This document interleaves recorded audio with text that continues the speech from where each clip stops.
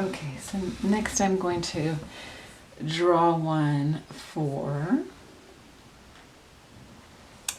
what this moon is offering you. This full moon as we enter into your sun season.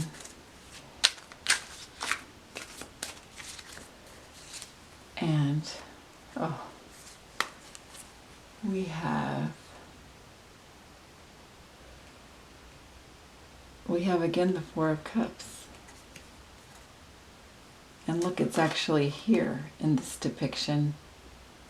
It's not that the cup, this new time, it's not that it's simply being offered and you're looking at things that you may be more used to. An anticipation, an anticipation of change, an anticipation of a wish, an anticipation of a progression away from old forms. But in this card, look, it's actually here. Here it is. These are the old cups, hanging on a tree, hanging out with a cloud. He's so sad, or she, this person is a bit desolate, but look what's right here. It's actually here. It's here. And it's not so announced. It's not the cup that the cloud's carrying. It's the cup that's right here, right on earth, right in front of you. Yes. And that's the moon's offering. And then your field of potential. Within your field of potential.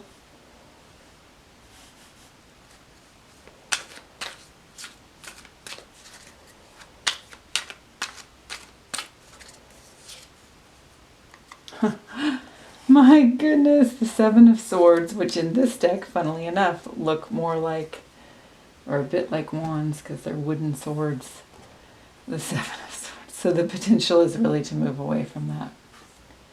The potential here is we're absolutely moving away from these definitions that are grounded in, an oppositional argument rather than, a reconciliation.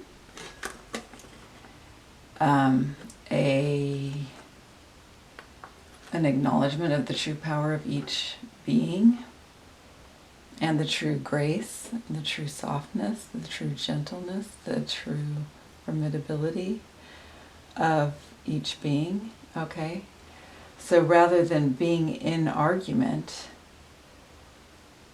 in upset, we having to stand and argue our case. No, justice is served. We are living in justice. We are living within a just society, within a deep understanding of our own tremendous worth and that of every single other being.